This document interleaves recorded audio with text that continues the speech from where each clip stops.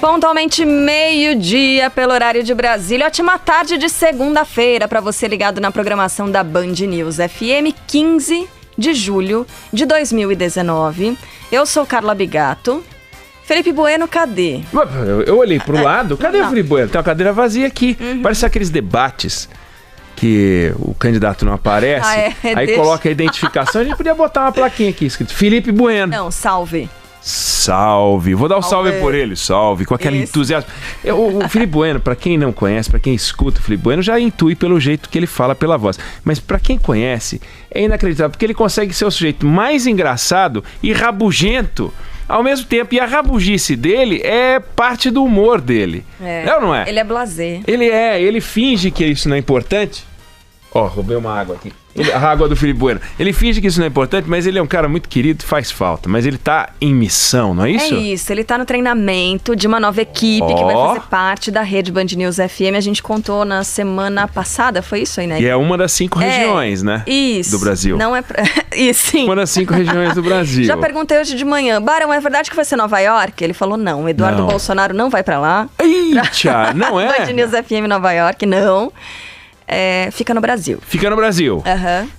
Tipo, tá na área aquele como é que chuta aí. Chuta aí, vamos Isso. chutar aí. Fica no Brasil. 11-999-592-100. Quem souber pra onde foi o Felipe Bueno e qual a nova praça, manda pra cá. A gente não vai confirmar, mas ainda a gente pode ler algumas alternativas. Não tem, né? Ainda não tem. A gente já sabe qual é. Eu não sei. A gente já sabe qual é. Vamos fingir que eu não sei. E o Felipe Bueno está lá. Ah, ele tá lá, isso. Em ele breve foi. ele volta por aqui.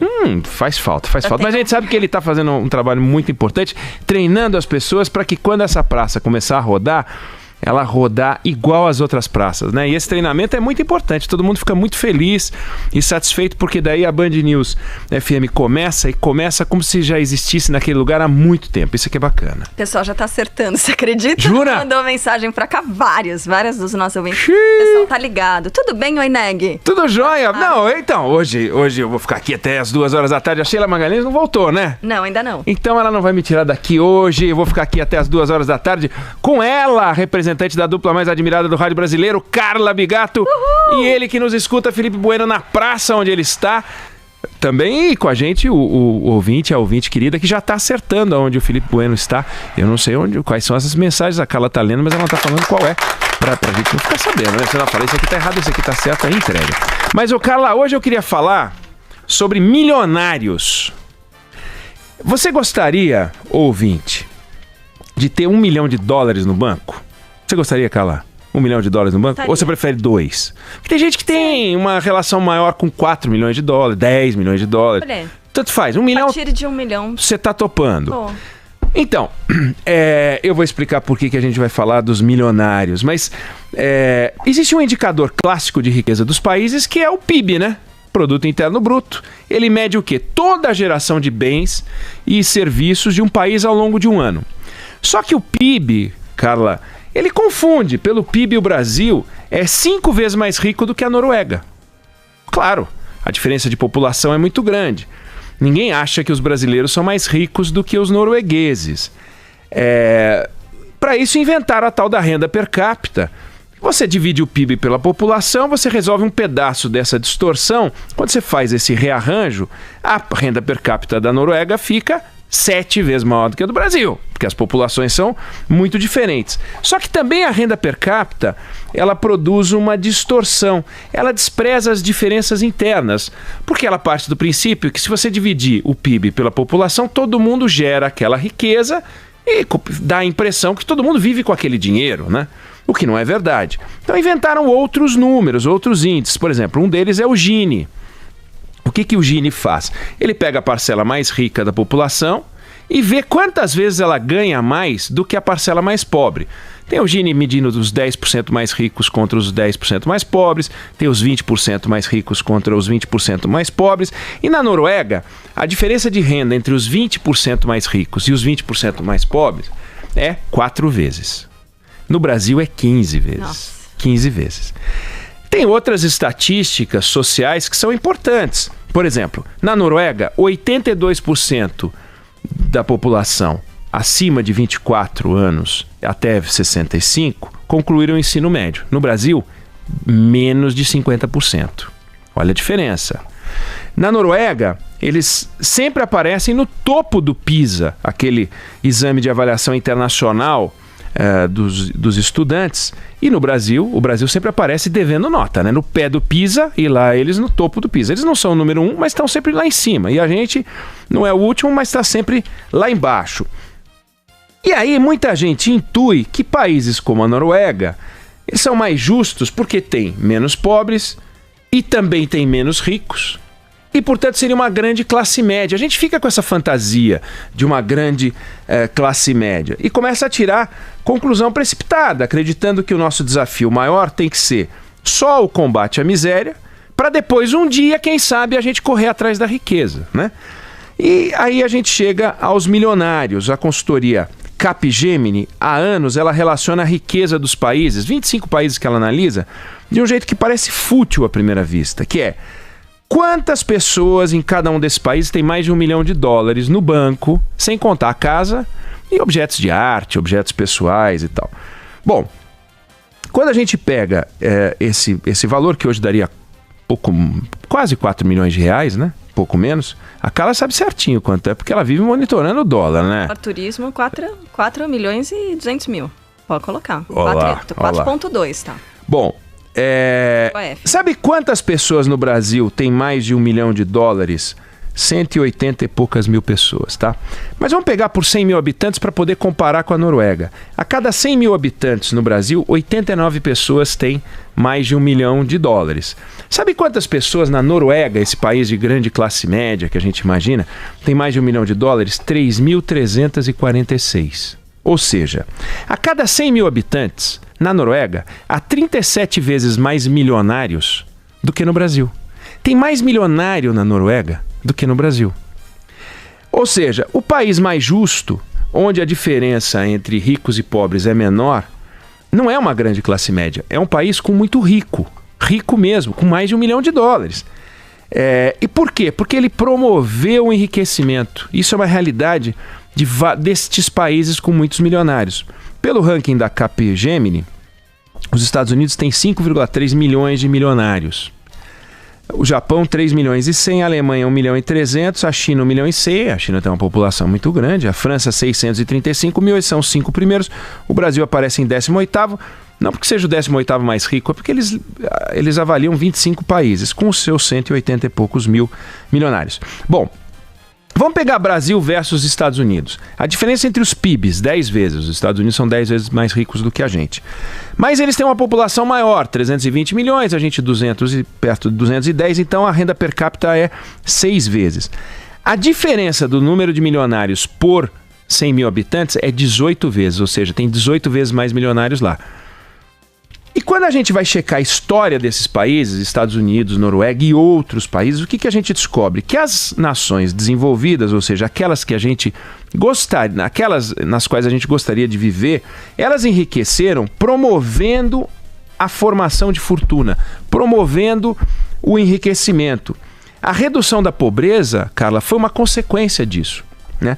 No Brasil, a gente melhorou as condições de vida do povo, se você pegar nos últimos 50 anos, é uma coisa extraordinária, mas a gente não aumentou brutalmente o número de fortunas. A gente tira as pessoas da miséria, mas a gente não dá condições delas prosperarem. Por quê? Porque a gente fica de olho apenas na parte de baixo da pirâmide. E eu não me refiro como alternativa à parte de cima, mas a pirâmide como um todo. Nas pessoas que a gente tem que amparar para sair da linha da pobreza, da extrema pobreza e da miséria, como se isso só fosse o suficiente para a gente dizer: missão cumprida, estamos resolvendo um problema no país. O Lula, que hoje está condenado por corrupção, vira e mexe ele dá essas entrevistas para a imprensa para dizer que é inocente e para dizer que quando presidente fez um trabalho maravilhoso incluindo dezenas de milhões de pessoas, tirando da linha da pobreza. Ele tirou com o Bolsa Família. Agora, riqueza ele promoveu para os amigos do BNDES, para os Joesleys da vida e tal. Então não houve uma promoção de riqueza. O que prova que você consegue no Brasil remediar a pobreza sem gerar riqueza, o que é uma coisa ruim. O Bolsa Família é um exemplo disso, é um programa fundamental. Você tem no Brasil hoje a população do Canadá e do Chile juntos recebendo o Bolsa Família, 1/4 da população brasileira. Elas se mantêm vivas, mas elas não conseguem produzir riqueza, não têm condições de produzir riqueza. Porque eles lutam pelo dia do amanhã, pelo dia de hoje. É a história de vender o almoço para pagar a janta. Os filhos, eles estão em escolas que ensinam mal, a família depende de um sistema de saúde que funciona mal, falta saneamento, falta transporte, falta moradia, falta tudo. Como é que vai esperar que essa parcela da população vai empreender? Só se for por milagre. Então essas políticas de combate à pobreza que a gente adota são feitas à base dos cofres públicos. Elas têm que existir porque o país é muito injusto. Mas não é razoável, não é justo deixar que uma família que ela seja abandonada sem dinheiro a não ser o suficiente para comer. Porque no fundo é isso. Essas famílias sem renda, elas acabam, se elas não tivessem nenhuma renda, evidente, por isso a importância do Bolsa Família, elas reforçariam as estatísticas de trabalho infantil, você teria mais evasão escolar, você teria desnutrição, mortalidade infantil, inchaço em grande cidade, para ficar nas coisas mais óbvias, comprometendo inclusive a geração de filhos e netos. Saiu um artigo muito bom escrito a esse respeito, pelo João Baeta Leal, que é da FGV, atualmente ele está na London School of Economics, publicou num blog chamado Fundação Intergeracional no Reino Unido. Então ele lista as virtudes do Bolsa Família. Mas o Bolsa Família, ele não vai gerar prosperidade, nem para os beneficiários do programa, nem para o Brasil. A gente vai ficar nisso. Para produzir riqueza, a gente tem que estimular a iniciativa privada. Não é acabar com o Bolsa Família, não é disso que eu estou falando, pelo amor de Deus, Bolsa Família tem que continuar. Mas a gente tem que olhar também em criar para o Brasil um ambiente de eficiência, justiça social e liberdade econômica. E faltam os três no Brasil: eficiência, justiça social e liberdade econômica. Você dá um complemento de renda para uma família que não tem nada, você não está promovendo justiça social, você está promovendo só o assistencialismo. Promover justiça social é dar a essa parte da sociedade toda a estrutura que elas precisam para poder amanhã empreender, progredir, estudar. É ensino, é saúde, é infraestrutura, é tudo. E elas não têm isso tudo. Elas têm um dinheiro que complementa o que lhes falta para viver de maneira mínima, né, para sair da miséria. E o nosso desafio é esse: a gente precisa produzir riqueza. E só assim a gente vai conseguir liberar o país para poder progredir. E quando a gente fala isso, a gente está falando o seguinte: a gente precisa de um ambiente sem que o Estado pule no nosso cangote, regulando, tributando, sufocando. O sujeito abre uma bicicletaria, bem simples, modesta, dali a pouco aparece um fiscal para aborrecê-lo. E esse fiscal faz o quê? Vai lá, multa, porque descobre que está faltando um determinado documento, e esse dinheiro vai inchando, vai para os cofres públicos e vai ser usado para quê? Para fazer políticas de apoio a grandes empresários. Então sai do pequeno empresário que pela legislação está cometendo um deslize, mas uma legislação desatualizada, e vai encher as burras de um grande empresário, ajudar os amigos do rei, que é uma coisa que está acabando, espero que acabe, né? Porque foi uma coisa que funcionou muito nos últimos tempos. Como é que você vai esperar, Carla, criatividade e inovação de famílias que são econômica e socialmente desamparadas, fragilizadas, que é o caso dessa parcela grande da população? Isso é uma coisa que a gente tem que olhar, e quando a gente olha esse número que parece fútil, que é o número de milionários nos países, a gente vê estes milionários e estas pessoas e a riqueza, ela acaba gerando movimentação na economia, porque você contrata, porque você movimenta não só a construção civil, mas o consumo de um modo geral. E isso é uma coisa muito importante para você poder transformar o Brasil. Riqueza é uma coisa que se cria e para que se possa distribuir. Se a gente tiver mais milionários com mais fortuna, a gente vai ter mais produção e aí a gente vai crescer de maneira sustentável. Daí porque é interessante a gente olhar para esse número. Esse estudo saiu agora, dessa Capgemini. Quando você olha, parece assim: nossa, o Brasil tem poucos milionários, os outros têm mais milionários. É isso mesmo, há uma relação direta entre número de milionários e a riqueza do país. É uma questão estatística: onde há um milionário, há um pobre a menos. por razões óbvias, porque houve um enriquecimento. E é isso que a gente tem que promover no Brasil.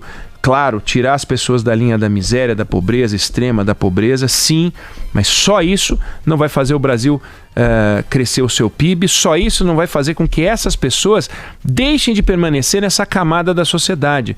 Só servem para que os políticos possam dizer: eu fiz muito por elas, formam um curral eleitoral, mas no fundo essas pessoas precisam sair das amarras do Estado. Para elas saírem, elas precisam ter condições de progredir.